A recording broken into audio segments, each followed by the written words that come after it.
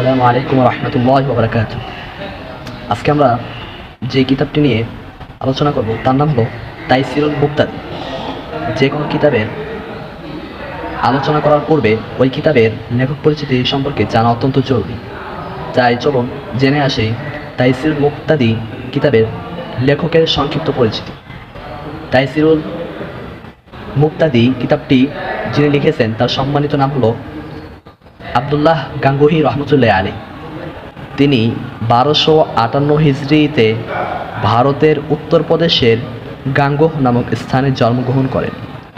সেই হিসাবে তাকে গাঙ্গুহি বলা হয়। তার শিক্ষা জীবন প্রাথমিক শিক্ষার হাতেখড়ি পারিবারিক পরিবেশে শুরু হয়। পরে হজরত মাওলানা ইয়াহিয়া কান্ধলবি রহমতুল্লাহ আলীর নিকট সরফের কিতাবসমূহের পাঠ গ্রহণ করেন। আরবি ও সংশ্লিষ্ট বিষয়াদিতে মাত্র 3 বছরে গভীর পাণ্ডিত্য অর্জন করেন। অধ্যাপনা তিনি শিক্ষা জীবন সমাপ্ত করে থানা ভবনে খানকায়ে ইমদাদিয়াতে উস্তাদ হিসেবে নিযুক্ত হন। অতঃপর 1327 হিজরিতে মাজাহারে উলুম মাদ্রাসায় উস্তাদ হিসেবে যোগদান করেন। রচনাবলী তিনি তাইসিরুল মুক্তাদি ও তাইসিরুল মান্তেক সহ বেশ কিছু গ্রন্থ রচনা করেন। ইন্তেকাল তিনি 15 রজব 1339 হিজরি মোতাবেক 26 মার্চ 1921 সালে শনিবার রাতে ইন্তেকাল করেন। স্থানীয় এক কবরস্থানে তাকে দাফন করা হয়। চলুন এখন আমরা তাইসিরুল মুক্তাদি কিতাবের প্রথম থেকে পড়া শুরু করি। প্রথমে আমরা দেখতে পাচ্ছি এখানে লেখা আছে বিসমিল্লাহির রহমানির রহিম, অর্থাৎ পরম করুণাময় দয়াময় আল্লাহ তাআলার নামে শুরু করছি। এরপর দেখতে পাচ্ছেন আপনারা আলহামদুলিল্লাহি রাব্বিল আলামিন ওয়াসসালাতু ওয়াসসালামু আলা রাসূলিহিল কারীম। আলহামদুলিল্লাহ, সমস্ত প্রশংসা আল্লাহ তাআলার জন্য। রব্বিল আলামিন, যিনি সৃষ্টি জগতের প্রতিপালক। ওয়াসসালাতু ওয়াসসালামু আলা রাসূলিহিল কারীম, এবং দুরুদ এবং সালাম বর্ষিত হোক তার সম্মানিত রাসূল সাল্লাল্লাহু আলাইহি ওয়াসাল্লাম এর উপর। আলহামদু মানে সমস্ত প্রশংসা, লিল্লাহি মানে আল্লাহর জন্য, রব্বিল আলামিন অর্থাৎ বিশ্ব জগতের প্রতিপালক, ওয়াও মানে এবং, as-সালাত অর্থাৎ দুরুদ, ও সালাম এবং শান্তি, দুরুদ এবং সালাম আলা রসুল বর্ষিত হোক, আলা রসুলহিল কারীম, আলা মানে উপর, রসুলহিল কারীম মানে সম্মানিত রসুল। এই হাদারা উদ্দেশ্য হলো আল্লাহ তাআলা, অর্থাৎ তার সম্মানিত রাসূল সাল্লাল্লাহু আলাইহি ওয়াসাল্লামের উপর দুরুদ এবং সালাম বর্ষিত হোক। আজকের প্রথম পাঠের নাম হলো হিসায়ে ফার্সি বাবে আউয়াল দর সরফে ফার্সি। হিসায়ে ফার্সি অর্থাৎ ফার্সি অংশ, বাবে আউয়াল প্রথম অধ্যায়, দর সরফে ফার্সি ফার্সি শব্দ গঠন প্রণালী প্রসঙ্গে। দর মানে প্রসঙ্গে, আর সরফ মানে গঠন প্রণালী, আর ফার্সির দ্বারা এখানে উদ্দেশ্য হলো ফার্সি শব্দ। ইসতিলাহাত অর্থাৎ পরিভাষাসমূহ। হরকত পেশ আও জবর আও জের কো কাহতে।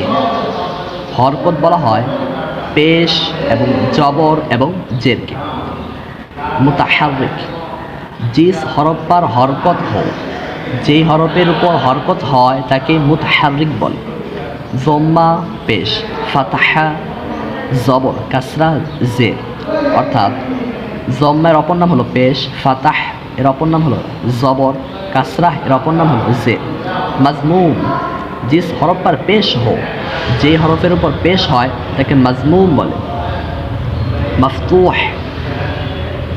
জিস হরফ পার জবর হো, যে হরফের উপর জবর হয় তাকে মফতুহ বলে। মকসুর জিস হরফকে নিচে জের हो, যে হরফের নিচে জের হয় তাকে মকসুর বলে। वाव मारूफ वह वाव सकीन जिससे पहले ज़म्मा हो। वाव मारूफ ওই वाव सकीन के बोले যার পূর্বে জম্মা হয়, আর খুব জাহির होकर পড়া যাবে এবং খুব স্পষ্ট করে পড়া যায়।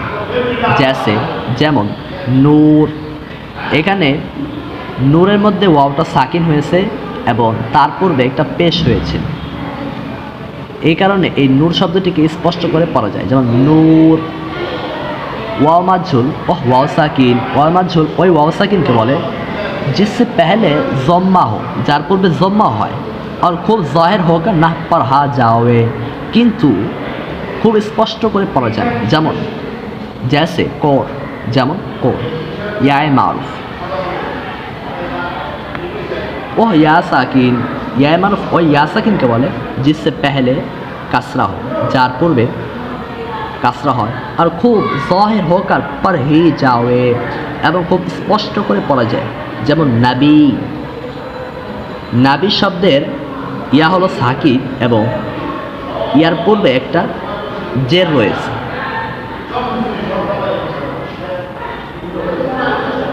ইয়ায় মাজহুল ওহ ইয়া সাকিন, ওই ইয়া সাকিনকে বলে जिससे पहले কাসরা হয়, যার পূর্বে কাসরা হয়, আর খুব জাহির হোক আর না পড় হি যাওয়ে, কিন্তু খুব স্পষ্ট করে পড়া যায়, যেমন বারে কিয়া, যেমন বারে শব্দের ইয়া, ইয়াকে খুব স্পষ্ট করে পড়া যায় না। কালিমা কে আকসাম, অর্থাৎ কালিমার প্রকারভেদ। কালিমা মানাদা লস্ক কাহতে, কালিমা বলা হয় অর্থবোধক শব্দকে। কালিমা তিন তরহ কি হে, কালিমা তিন প্রকার, এসএম, ফেল, হরফ। एसएम शब्देर बांग्ला अर्थ हलो विशेष्य पद। एसएम ओह कालिमा है जिसके माना में जमाना ना पाया जाए। एसएम वही कालिमा के बोले जार अर्थेर मध्य कोनो काल पाওয়া যায় और उसके माना समझ में आ सके एवं तार अर्थ बुझे आसे। जैसे जायद, आमर, बकर। जेमन जायद, এই জায়েদের মধ্যে কোনো কাল পাওয়া যায় না, কিন্তু তার অর্থ বুঝে আসে। যখন আমাকে বলা হয় জায়েদ, তখন আমি বুঝতে পারি এটা কোনো একজন মানুষের নাম। আরেকটা এখানে সূক্ষ্ম কথা হলো এই যে আইন মিম র এরপরে যদি ওয়াও থাকে তাহলে সেটা হবে আমর, আর যদি আইন মিম র এরপর ওয়াও না থাকে তাহলে সেটার উচ্চারণ, আইন মিম র এরপর যদি ওয়াও না থাকে তাহলে তার উচ্চারণ হবে উমর, আর যদি ওয়াও থাকে তাহলে তার উচ্চারণ হবে আমর। फेल फेल ओ कालिमा है जिसके माना में जमाना पाया जाए। फेल वही कालिमा के बोले जार अर्थेर मध्य जमाना पाওয়া যায় और उसके माना समझ में आ सके एवं तार अर्थ बुझे आसे। जैसे आया, खाया, सोया, आसलो, खेलो, घुमालो। এখানে আশা দ্বারা আমি বুঝতে পারি যে এই আশা কথা শব্দের মধ্যে অতীতকাল পাওয়া গেছে, আসলো এর মধ্যে অতীতকাল পাওয়া গেছে, খেলো এর মধ্যে অতীতকাল পাওয়া গেছে, সোয়া ঘুমালো এর মধ্যে অতীতকাল পাওয়া গেছে, এবং এর অর্থ আমরা বুঝতে পারছি। হরফ हरफ ओह कलिमा है जिसके माना दूसरा कलिमा मिलाने की बगैर समझ में ना आ सके। हरफ ওই কালিমাকে বলে যাকে অন্য কোনো কালিমার সাথে মিলানো ব্যতীত अर्थ बुझे आसेन। जैसे मे, जेमन मे अर्थात मध्य, से माने द्वारा, को माने के। যখন আমাকে বলা হয় মধ্যে, দ্বারা, কে, তখন আমি এর অর্থ বুঝতে সক্ষম হই। কিন্তু যখন এই মে, সে, কো এগুলোকে অন্য কোনো শব্দের সাথে মিলানো হবে তখন এর অর্থ বুঝে আসে। যেমন খালেদ ঘর মে গিয়া, এখানে এই মেয়ের অর্থ বুঝে আসছে, কিন্তু এই মেয়েটা যখন অন্য কোনো হরফের সাথে যুক্ত হয়ে আসবে না তখন তার অর্থ বুঝে আসে। আসসালামু আলাইকুম ওয়া রাহমাতুল্লাহি ওয়া বারাকাতুহু। আজকের ভিডিও এই পর্যন্তই শেষ করা হলো।